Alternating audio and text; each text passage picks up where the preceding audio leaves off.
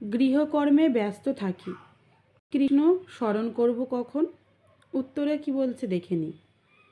লীলা পুরুষোত্তম শ্রীকৃষ্ণ গ্রন্থে কিভাবে লোকে কর্মব্যস্ত জীবনে কৃষ্ণকে স্মরণ করে তার বর্ণনা দিয়ে শ্রীল প্রভুপাদ উল্লেখ করেছেন।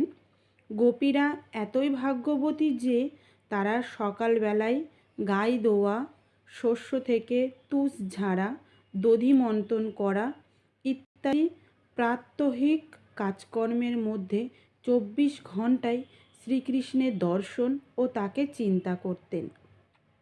রান্না করা, বাসন মাজা, ঘর দুয়ার ধোয়া, ঝাড়ু দেওয়া ইত্যাদি কাজকর্মের সময়ও গোপ মায়েরা সব সময় কৃষ্ণ ভাবনায় আবিষ্ট ছিলেন।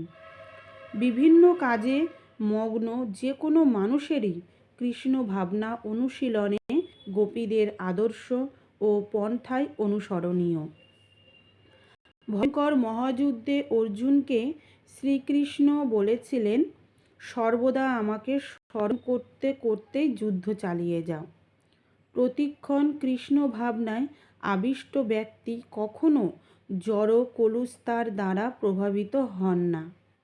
ভগবদ্গীতায় প্রতিপন্ন হয়েছে যে যিনি প্রতিনিয়ত